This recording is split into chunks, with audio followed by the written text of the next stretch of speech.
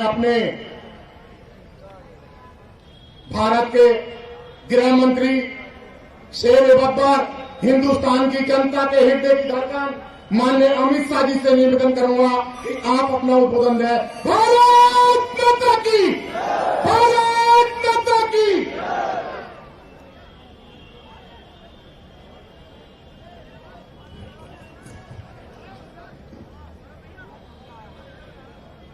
मेरे साथ बोलिए, भारत माता की। क्यों भाई, धनोरा वालों की आवाज को क्या हो गया है? ऐसी आवाज में भारत माता की जय बोलते हैं क्या? मेरे साथ दोनों हाथ उठाइए, उठाइए सभी लोग, दोनों हाथ रोड पर है वो भी उठाए। 300 पार के संकल्प की मुट्ठी पीछे और प्रचंड आवाज से बोलिए, भारत माता की, भारत माता की, भारत माता की। मंच पर उपस्थित डॉक्टर रुचिपाल नागर जी, भारतीय जनता पार्टी के जिला अध्यक्ष जी,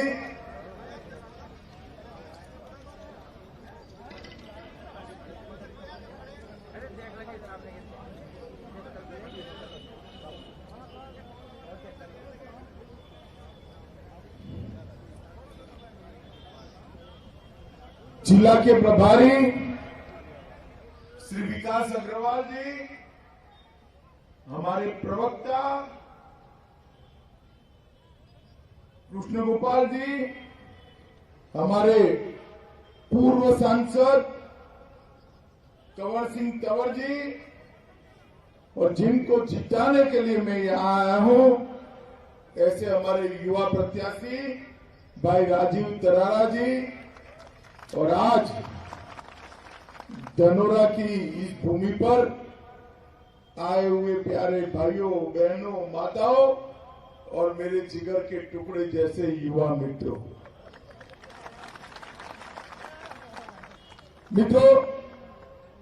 यह ऐतिहासिक भूमि है।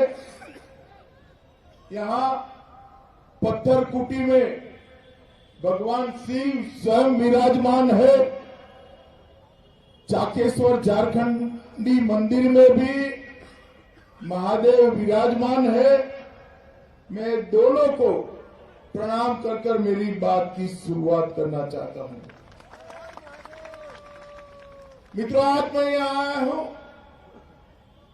समय ज्यादा नहीं है, बहुत लंबा बोल नहीं पाऊंगा, मगर आप हमारे प्रत्याशी को फिर से विधायक बना दीजिए। विजय जुलूस में मैं जरूर आऊंगा और लंबी बात करेंगे। मित्रों, जो चुनाव है 2022 का, ये चुनाव हमारे तरह को विधायक बनाने का, कोई विधायक को मंत्री बनाने का चुनाव नहीं। ये चुनाव उत्तर प्रदेश का भविष्य तय करने का चुनाव है। उत्तर प्रदेश को विकास के रास्ते पर ले जाने का। दोनों ओर दो खेमे लगे हैं। एक खेमे में जात पात की बात करने वाले हैं, एक खेमे में दंगा कराने वाले हैं, एक खेमे में माफियाओं के राज को संरक्षण देने वाले, और दूसरा खेमा है जो केवल और केवल विकास करता है, उत्तर प्रदेश को आगे बढ़ाता है। दूसरा खेमा है भारतीय जनता पार्टी का खेमा है। मैं पूछने आया हूं आज धनोरा वालों को, धनोरा वालों आज मुझे बताओ, गजरोला के अंदर कोई बाहुबली बाकी बचा है क्या? जोर से बोलो, बचा है क्या? कोई मां बहनों के सम्मान के साथ छेड़खानी कर सकता है क्या? कोई आपको परेशान कर सकता है क्या? कोई आपकी भूमि को कब्जा सकता है क्या? 5 साल के अंदर ये जो पलायन करने वाले थे, उनको चुन चुन कर पलायन कराने का काम भारतीय जनता पार्टी की सरकार ने किया है। आज पूरे उत्तर प्रदेश के अंदर माफिया दिखाई पड़ता है तो तीनों जगह पे दिखाई पड़ता है। एक जेल में दिखाई पड़ता है, दूसरा उत्तर प्रदेश के बाहर दिखाई पड़ता है और तीसरा समाजवादी पार्टी की विधायक के प्रत्याशी की सूची में दिखाई पड़ता है और कोई जगह पे माफिया नहीं है। मैं जो पूछता हूं इसका जवाब दीजिएगा भाइयों बहनों। आज मुझे बताओ ये आजम खान कहां है? अरे जोर से बोलो, सुनाई नहीं पड़ता। कहां है? अतीक अहमद कहां है? मुख्तार अंसारी कहां है? अगर भारतीय जनता पार्टी की सरकार न होती तो ये जेल में होते क्या? होते क्या? होते क्या? अगर आपने गलती कर दी होने की संभावना ही नहीं है, मगर कर दी तो बाहर आएंगे या नहीं आएंगे? लाना चाहते हो क्या? नहीं लाना चाहते हो तो फिर से योगी आदित्यनाथ के नेतृत्व में कमल फूल की सरकार बनानी पड़ेगी मित्रों, कमल फूल की सरकार। मैं अभी यहां आ रहा था, कंवर सिंह जी मेरे साथ गाड़ी में बैठे थे। मैं रोड देखकर चकित हो गया। मैंने कंवर सिंह जी को पूछा, कंवर सिंह जी ये तो रोड बड़े चकाचक हो गए। तुमने कहा 5 साल पहले गड्ढे थे और कीचड़ लगता था। आज भारतीय जनता पार्टी की सरकार ने पूरे उत्तर प्रदेश में रोड बना दिए हैं मित्रों, रोड बना दिए। ये गंगा एक्सप्रेस वे काशी तक जाता है। मोदी जी ने बाबा विश्वनाथ का दरबार फिर से सजाया है, कॉरिडोर बनाया है। गंगा एक्सप्रेसवे 23 में खत्म हो जाएगा। वहां जाकर मां गंगा का शुद्ध जल लेकर आप बाबा विश्वनाथ पर अभिषेक कर सको, ऐसा एक गंगा एक्सप्रेसवे बनाने की भी शुरुआत। मित्रों, सपा बसपा बसपा सपा ये बुआ भतीजा की सरकार में उत्तर प्रदेश पूरे देश के अंदर पिछड़ा राज्य बन गया। इतने बड़े सूबे की सरकार और उसकी अर्थव्यवस्था देश के 7वें नंबर पर थी। कौन से नंबर पर थी? जोर से बोलो, कौन से नंबर पर? 5 ही साल में मोदी जी के नेतृत्व में 7वें नंबर से दूसरे नंबर पर लाने का काम हमारे योगी आदित्यनाथ ने करा है मित्रों। धनोरा वालों खुश मत हो जाओ, गजरोला वालों मैं बताकर जाता हूं, एक मौका और भारतीय जनता पार्टी को दे दो। ये दूसरे नंबर से 2 ही साल में पहले नंबर पर ले जाने का काम ये भारतीय जनता पार्टी। मित्रों, आज पूरे उत्तर प्रदेश में विकास आगे बढ़ चुका है। अखिलेश जी अभी बस ले लेकर घूमते हैं। मैं पूछना चाहता हूं अखिलेश यादव जी को, अखिलेश जी आपकी सरकार थी, ऊपर सोनिया मनमोहन सिंह की सरकार थी, आपने और बहन मायावती ने दोनों ने उसका समर्थन किया था। उत्तर प्रदेश को सालाना कितना रुपया देते थे मित्रों? 2013-14 में मोदी जी की सरकार आई, उसके पहले उत्तर प्रदेश को 66,623 करोड़ रुपया एक साल में देते थे। कितना देते थे? 66,000 करोड़। बोलो जरा कितना? मोदी जी ने अभी 22-23 का बजट रखा, 66,000 करोड़ को बढ़ाकर 1,46,500 करोड़ रुपया उत्तर प्रदेश को देने का काम करा। भैया अखिलेश जरा हिसाब किताब लेकर आ जाओ और फिर गजरोला वालों से वोट मांगो कि हमने ये करा है, हमें वोट दीजिए। आपके शासन में केवल और केवल दंगे करने का काम हुआ। गजरोला वालों, 2012-13 के दंगे याद है या नहीं है? जरा जोर से बोलो, याद है या नहीं है? अत्याचार करने वाले बाहर घूमते थे और जो अत्याचार का भोग बने थे वो निर्दोषों को जेल की सलाखों के पीछे डाल देने का काम किया था। उत्तर प्रदेश में भारतीय जनता पार्टी की सरकार आने के बाद एक भी दंगा हुआ है क्या? बताओ भाई, हुआ है क्या? कर्फ्यू डालने में लगा है? दंगों के कारण कोई जेल में गया है क्या? मित्रों, डकैती में 70% की कमी आई, लूट में 62% की कमी आई, हत्या में 31% की कमी आई और बलात्कार में 50% से ज्यादा कमी आई है। यही बताता है कि हमने उत्तर प्रदेश के अंदर बदलाव किया है। मित्रों, मोदी जी ने उत्तर प्रदेश की गरीब जनता के लिए 1,67,00,000 गैस का सिलेंडर देने का काम किया है। 1,67,00,000। 70 साल तक किसी ने इनके घर में, गरीबों के घर में गैस नहीं भेजा था।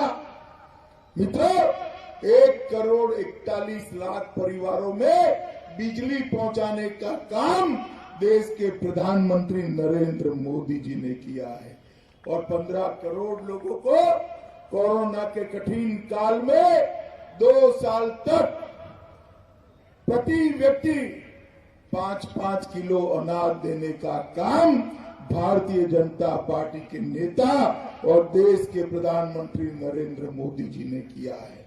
42 लाख गरीबों के आवास बनाए हैं। 2,54,00,000 किसानों को प्रति साल 6,000 रुपया, 37,521 करोड़ रुपया डायरेक्ट किसान के बैंक के अकाउंट में भेजने का काम भारतीय जनता पार्टी की सरकार है। भाई, इतने सारे लोग हैं, रोड भी पूरा भरा पड़ा है। मुझे बताओ कितने लोगों ने कोरोना का टीका लिया है? जरा हाथ ऊपर करो तो। ले लिया ना?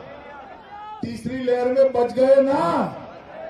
अगर कोरोना हुआ भी तो जुकाम जैसा हुआ, किसी की मृत्यु नहीं हुई। सच बात है ना? जरा जोर से बोलो भाई, सच बात है ना? ये टीका लेने में 1 रुपया देना पड़ा है क्या? देना पड़ा है? ऊपर से सरकार ने चाय कॉफी भिजवा पिलाकर भेजा ना? जरा जोर से बोलो, भेजा ना? ये अखिलेश कहते थे ये तो मोदी टीका है, मैं नहीं लगाऊंगा, आप भी मत लगाइए। मित्रों, 1 महीने तक तो बोलते रहे, बाद में डर के मारे दुमक कर टीका लगा दिया उन्होंने। मगर मुझे बताओ भाइयों बहनों माताओं, अगर हम उत्तर प्रदेश वाले उनकी बातों में आते तो तीसरी लहर में हमारी जान बचती क्या? इस प्रकार के नेता जो राजनीति करने के लिए जनता की जान को जोखिम में डालते हैं, उनको उत्तर प्रदेश का मुख्यमंत्री बनने का कोई अधिकार नहीं है। मित्रों, कोई अधिकार। मोदी जी ने 1,30,00,000 की जनता, 130 करोड़ की जनता को दोनों टीके फ्री ऑफ कॉस्ट मुफ्त लगाने का काम किया है और एक सुरक्षा का सुदर्शन चक्र समग्र देश की जनता के इर्द गिर्द खड़ा करने का काम देश के प्रधानमंत्री नरेंद्र मोदी जी ने किया। भाइयों बहनों, मुझे बताओ, एक कश्मीर के लिए जो धारा 370 थी, जो उसको भारत के साथ जोड़ते हुए रोकती थी, वो हटानी चाहिए या नहीं हटानी चाहिए? जोर से बोले, हटानी चाहिए या नहीं हटानी चाहिए? मित्रों, आपने दूसरी बार मोदी जी को प्रधानमंत्री बनाया। 5 अगस्त 2019 को मोदी जी ने धारा 370 को देश की संसद में उखाड़ कर फेंक दिया। मित्रों, उखाड़ कर फेंक। और अखिलेश बाबू क्या भाषण करते थे? खून की नदियां बह जाएगी। मेरे सामने खड़े होकर लोकसभा में भाषण करते थे। अखिलेश बाबू, आप जो कहते थे कुछ नहीं हुआ, खून की नदियां छोड़िए, कंकर चलाने की किसी की हिम्मत नहीं हुई मित्रों, कंकर चलाने की। इस उत्तर प्रदेश के अंदर जो विकास की गंगा बही है, इसने हमारे क्षेत्र को भी ढेर सारा फायदा पहुंचा है। मित्रों, प्रसिद्ध टिगरी मेले को सरकारी घोषित कर उसको सम्मान देने का काम हमारी सरकार ने किया। मां गंगा के किनारे भी मेलों की व्यवस्था हम चालू कर रहे हैं। 1.5-2 दशक से बंद पड़ी डींगरा बिजली घर को चालू कराने का काम भारतीय जनता पार्टी की सरकार ने किया है। 70 करोड़ से नए बिजली घर का निर्माण भी कराने का काम भारतीय जनता पार्टी की सरकार ने किया। ये नौगांव सदात के गजस्थल में राजकीय ITI का निर्माण भारतीय जनता पार्टी ने करा है। अमरोहा जनपद में 11 ऑक्सीजन प्लांट लगाए हैं। 73,000 माताओं को गैस का सिलेंडर दिया है। 1,10,000 गरीबों को घर में शौचालय बनाया है। अमरोहा जनपद में 1,32,000 लोगों के घर में बिजली पहुंचाने का काम किया है।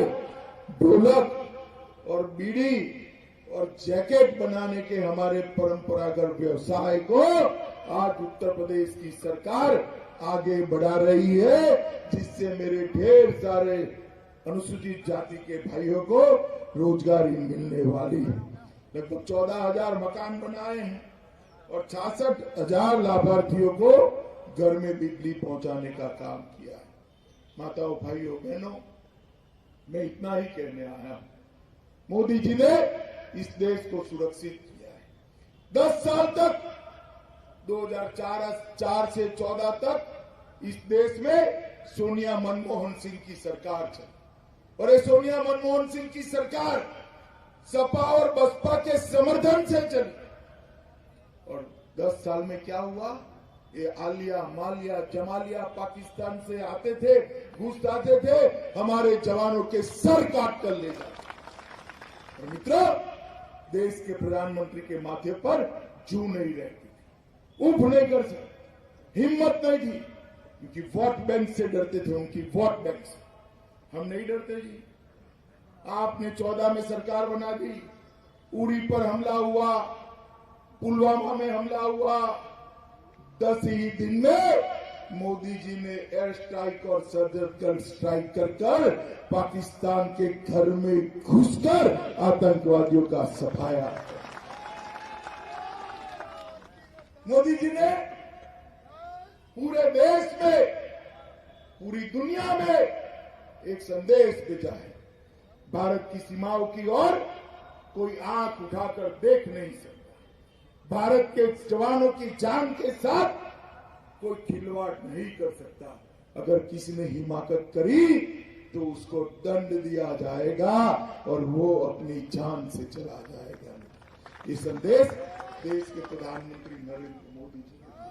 मित्रों, आज मैं भाई करारा को जिताने की अपील करने के लिए आया हूं। इसको जिताते ही आप योगी आदित्यनाथ को भी हाथ मजबूत करेंगे और नरेंद्र मोदी जी के भी हाथ मजबूत करेंगे। मुझे बताओ, कमल के निशान पर बटन दबाओगे क्या? जोर से बोलो, दबाओगे? करारा को जिताओगे? यहां से एक कमल का फूल लखनऊ विधानसभा में भेजोगे? मोदी जी